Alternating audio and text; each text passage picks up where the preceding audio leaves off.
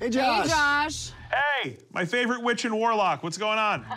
So, we've actually had a good start on this investigation, much more than Phil and I were expecting. All right, so good start. On this end, I've been doing a lot of research, and I just got linked up with this guy named Miguel. He's a historian, and he's collecting people's firsthand encounters with witchcraft. And apparently, in this town called Linares just a few days ago, which is not too far from you guys, hikers there found a pentagram on the edge of town and burned candles. That's crazy, Josh. We actually found a pentagram, too, in some sort of abandoned ritual site. Okay, but in this particular case, though, in the center of this pentagram, they found a pile of burned cats. Take a look at this photo. Oh, no, that's not cool. Don't mess with cats. So that in the middle, that's a pile of dead cats. That doesn't look good. So apparently people in this town are terrified, like legitimately terrified. They see this as evidence of some kind of dark magic. And they are bringing in, Miguel tells me, a so-called white witch to banish what they see as some sort of evil entity that is at the root of all this. That sounds to me like a battle of good and evil. It does. That's exactly what it sounds like. And they are going to go ahead with this ritual tonight. And Miguel says he can get the two of you access to it. Tonight? Tonight, like as soon as it gets dark. Okay. Thanks, Josh. See you, Josh. I'm sending Phil and Jess to the town of Linares, about a 2-hour drive south of Monterey. My team has a rare ringside ticket to a witchcraft ritual, but to get there, they first need to meet Miguel. I've arranged the rendezvous at one of the city's most historic sites. Hola, Miguel. Welcome to Linares. Permanent Christian monuments were reportedly erected to protect the region from evil forces. Soy Phil. Hello. This is Miguel Jessica. Contreras, bienvenidos. Wow. Sí, Bonito. la vista de la ciudad desde el Cerrito. That's gorgeous. Adelante. Okay. Sí. Miguel Ángel Contreras has written several books on witchcraft and has spoken to countless witnesses claiming to have been attacked or cursed by witches practicing dark magic. And there's the cross. Look at it. Wow, that's cool. We show Miguel our findings from the abandoned house 2 nights ago to get his expert opinion. Aquí hay la estrella y hay velas. ¿Qué piensas? Eso es. Ese es un ritual de brujería. Look where you're stepping on. Look where you're stepping on. Cuando se pinta un pentagrama, se colocan velas a los alrededores y se hacen sacrificios de animales. Puede ser para varios asuntos. Se dice que son para bajar brujas. Una. According to Miguel, 4 huge crosses were originally built centuries ago by a Franciscan priest, but 2 of those monuments are now missing. The balance of good and evil has shifted. Posiblemente se tenga que hacer algo para proteger a Linares nuevamente de una posesión demoníaca o de una maldición.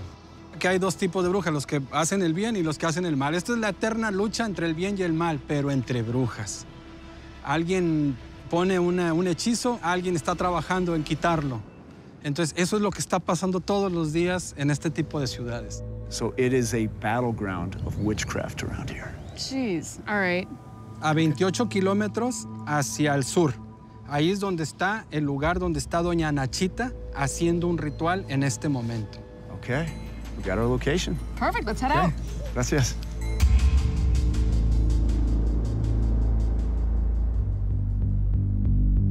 Miguel guides us deep into Volcan de Juarez, a remote region of forest, caves, and waterfalls. The kind of secluded country that makes it a popular area for witchcraft and dark magic practitioners.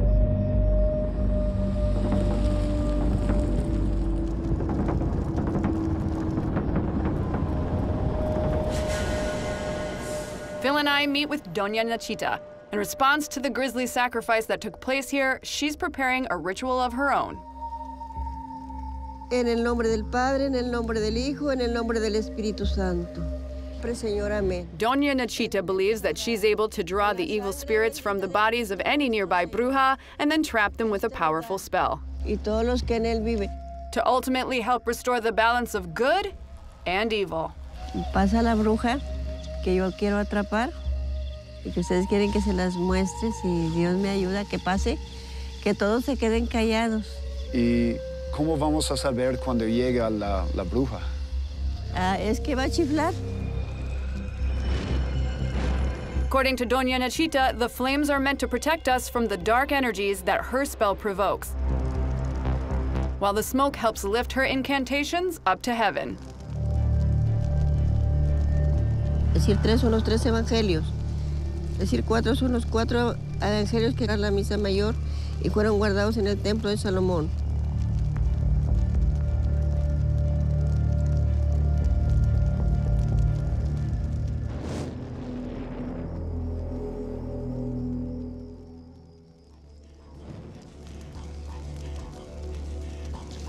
La bruja no pasó, la bruja no anda por aquí.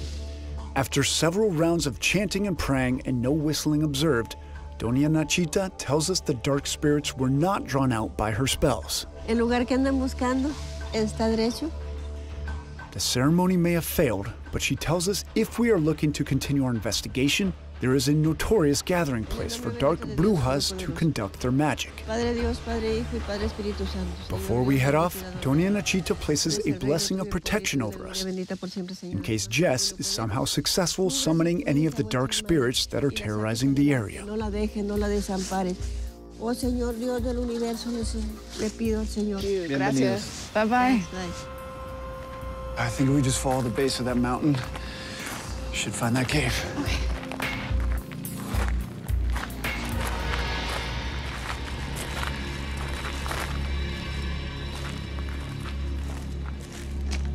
We signed ourselves up for like a big load of hurt, potentially.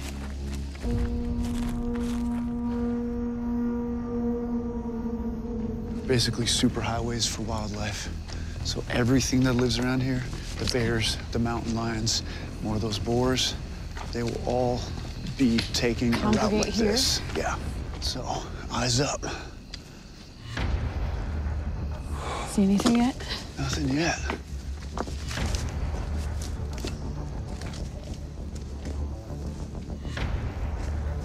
Oh, you would have to choose that way, Phil. Yeah.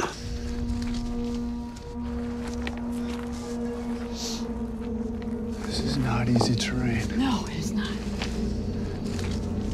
I think we got ourselves a cave. Look at the size of that. Oh my God. Jess, we're gonna need some rope.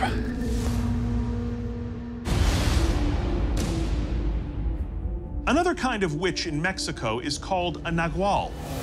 Known in pre-Hispanic times as owl men and believed to appear only at night, nagual are said to have the power to shapeshift into animals of their choosing. The word itself comes from the Nahuatl people of southern Mexico and means disguise or hidden. In August 2020, residents of the town of Soledad de Doblado broke the pandemic restrictions to chase what they believed was a shape-shifting nahual. A gray-eyed figure either climbed or, according to some witnesses, flew up a palm tree to hide in the large leaves. Believing this to be an evil spirit, the residents became fearful and agitated. The police eventually arrived to disperse the crowd, and the alleged entity apparently escaped, not to be seen again. The case was never solved or debunked, and the fabled nagual remains at large. I say, you toss in a glow stick. See how far it goes? Yeah. Okay. Okay. 1, 2, 3.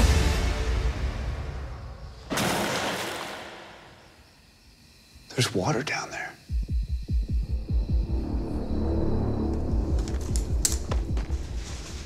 We have plenty of rope to rappel us down, Let's see how far down this thing goes.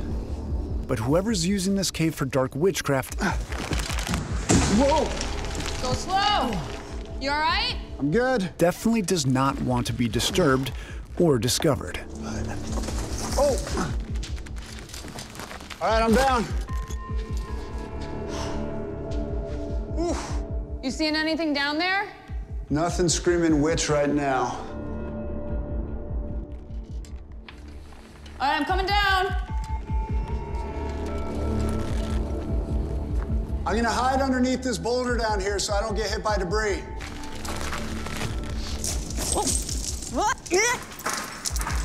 Watch out! Come Almost, hold on. All right. Oof. All right. Woo! Look at this place.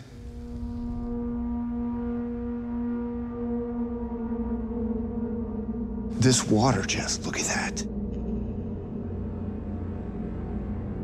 Look how clear it is. It's gorgeous, actually.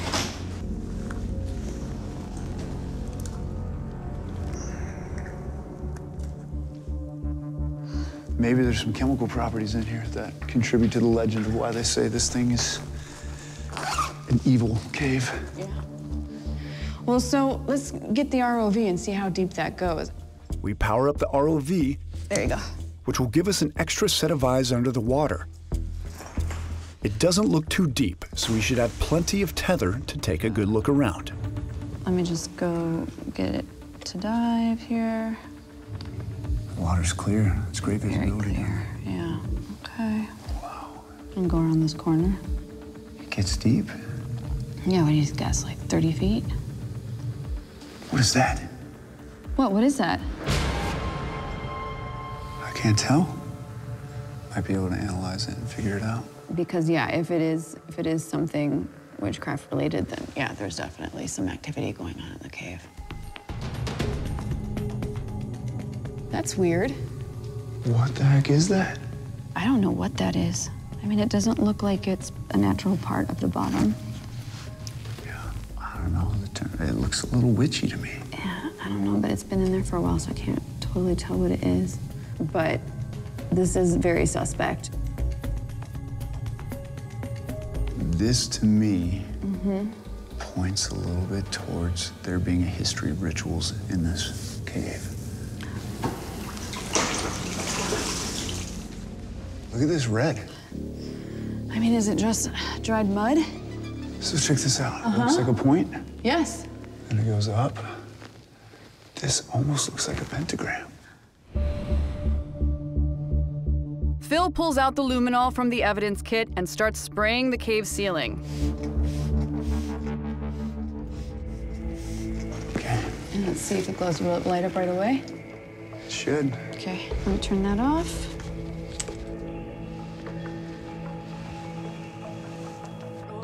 Whoa. Oh my gosh. Look at that. This is blood. How old do you think this is?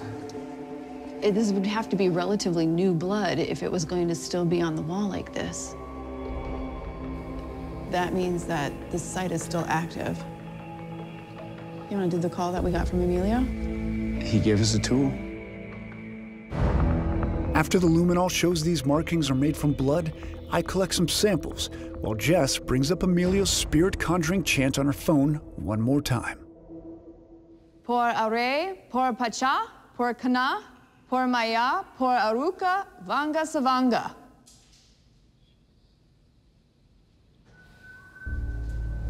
Whoa. That was a whistle. Doña Nachita said we would know when the witch arrived when there was a whistle.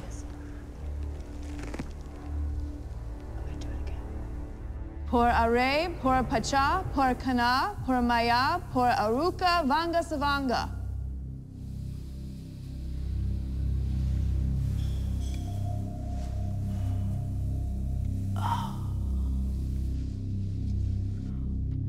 Por are, por pacha, por kana, por maya, por aruka, vanga savanga. After Jess makes one last attempt at the incantation, it appears the trail has gone cold. I think we should probably get out of here. Okay.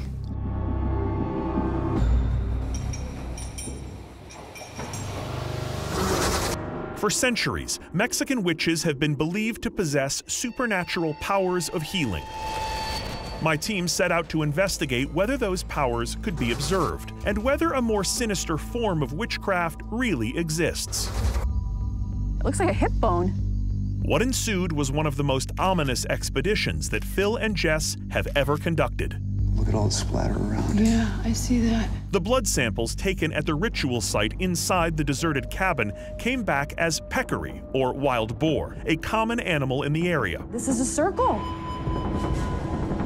As for the strange powder, this powder, I do not want to inhale.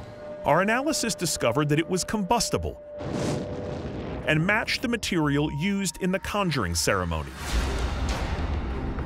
Doña Nachita said a whistle sound marks the arrival of a witch. Es que va a chiflar.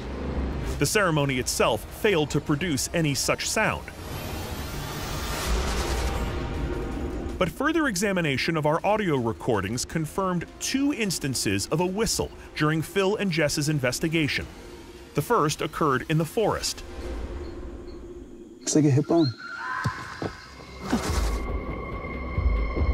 Phil isolated the sound and ran it through audio analysis. The result?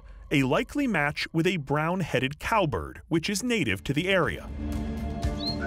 As for the other whistle sound, heard inside the cave, Whoa. the audio came back inconclusive, but it's hardly evidence of the arrival of a witch. And most shocking of all, the blood found on the cave ceiling. The sample was sent out for laboratory analysis and came back as human.